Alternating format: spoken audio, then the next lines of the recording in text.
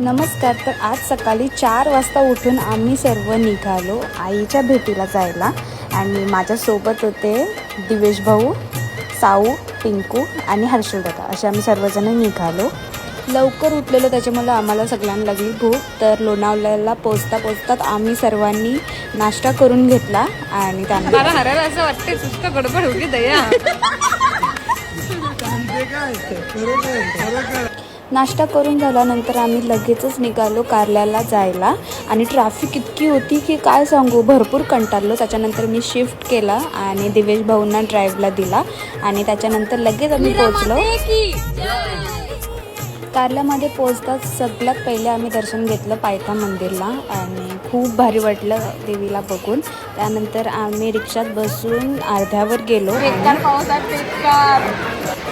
पाऊस आहे आणि गर्दी पण एवढी आहे का काय सांगू, विचित्र गर्दी. एवढा पाऊस असून पण सगळा फुल आहे. लगेच आईला ओटी घेऊन आम्ही पोचलो डोंगरावर आणि यावेळी ठरवलेलं की लाईनमधूनच, किती गर्दी असली तरी पण लाईनमधूनच दर्शन घ्यायचं. आणि खरं सांगू तर लाईनमधून जी दर्शनाला मजा आहे ती कुठेच नाही. 15 मिनटाच्या आत आम्ही पोचलो गाभाऱ्यात आणि आईचं रूप बघून खरं सांगायचं तर इतकं मन भरून आलं.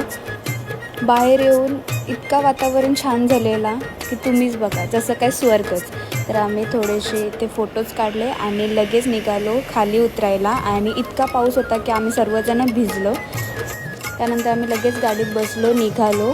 थोडेसे कम्फर्टेबल झालो आणि भिजलेलो त्याच्यामुळे थोडासा गाडीत हीटर लावलेला. लगेच आम्ही पोचलो पनवेलला, तिथे थोडा नाश्ता केला आणि लगेचच निघालो वर्सोवाला जायला, हिंगलाई देवीचं दर्शन करायला. लगेच फटाफट आम्ही रेडी झालो गाडीत आणि पोचलो वर्सोव्याला. आणि गाडीमध्ये रेडी होणे हे टॅलेंट फक्त लेडीजमध्येच असू शकतो.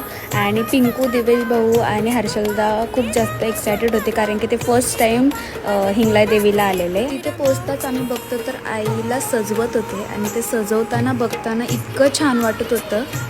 त्यानंतर आईचं दर्शन घेतलं, इतकं छान, इतकं पॉझिटिव्ह वाईब्स, म्हणजे काय सांगू, खूप भारी वाटलं. खूप छान दर्शन झालं आणि साऊदेला आईने फूल पण दिलं. असं आमचं खूप भारी दर्शन झालं. आता भेटूया आपण नेक्स्ट मिनी ब्लॉगमध्ये.